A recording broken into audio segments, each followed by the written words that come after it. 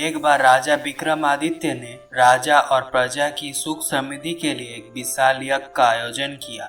कई दिनों तक यज्ञ चलता रहा। एक दिन राजा मंत्र पाठ कर रहे थे, तभी एक ऋषि वहां पधारे। राजा ने उन्हें देखा, पर यज्ञ छोड़कर उठना असंभव था। उन्होंने मन ही मन ऋषि का अभिवादन किया। ऋषि ने भी राज्य का अभिप्राय समझकर उन्हें आशीर्वाद दिया। जब राजा यज्ञ से उठे तो उन्होंने ऋषि से आने का प्रयोजन पूछा।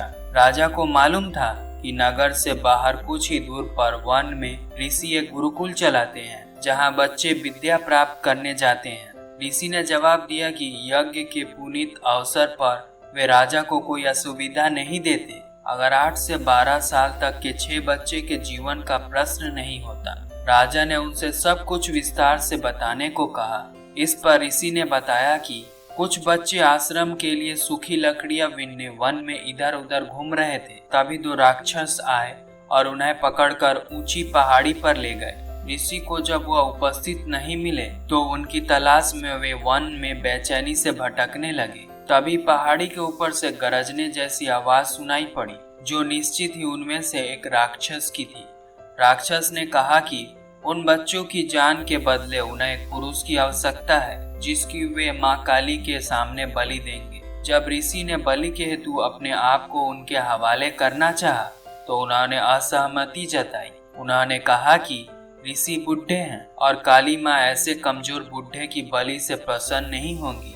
काली माँ की बलि के लिए अत्यंत स्वस्थ और क्षत्रिय की आवश्यकता है। राक्षसों ने कहा कि अगर कोई छल या बल से उन बच्चों को स्वतंत्र कराने की चेष्टा करेगा तो उन बच्चों को पहाड़ी से लुढ़का कर मार दिया जाएगा। राजा विक्रमादित्य से ऋषि की परेशानी नहीं देखी जा रही थी। वे तुरंत तैयार हुए और ऋषि से बोले, आप मुझे उस पहाड़ी तक ले चले। मैं अपने आप को काली के सम्मुख बलि के लिए प्रस्तुत करूंगा। मैं स्वस्थ हूँ और क्षत्रिय भी। राक्षसों को कोई आपत्ति नहीं होगी। ऋषि ने सुना तो वह चुप हो गए। उन्होंने लाख मनाना चाहा, पर विक्रम ने अपना फैसला नहीं बदला।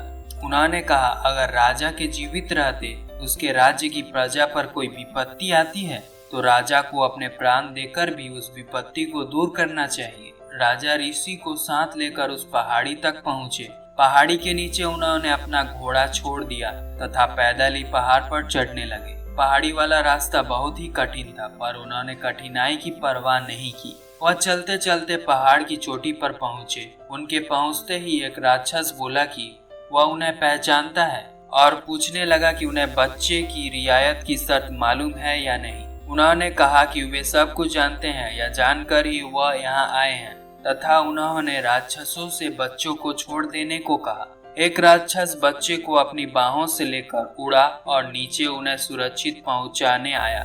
दूसरा राक्षस उन्हें लेकर उस जगह आया जहां मां काली की मूर्ति थी और बलिवेदी बनी हुई थी। विक्रमादित्य ने बलिवेदी पर अपना सर बलि हेतु झुका दिया।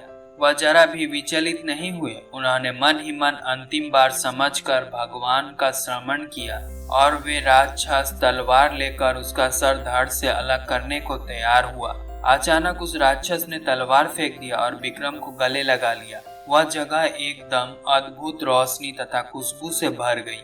विक्रम ने देखा कि दोनों राक्षसों की जगह इंद्र तथा पवन देवता खड़े थे। उन दोनों ने उनकी परीक्षा लेने के लिए यह सब किया था। वे देखना चाहते थे कि विक्रम सिर्फ संसारी चीजों का दान ही कर सकता है या प्राण त्याग करने की क्षमता भी रखता है। उन्होंने राजा से कहा कि उन्हें यज्ञ करता देख ही उनके मन में इस परीक्षा का भाव जन्मा था।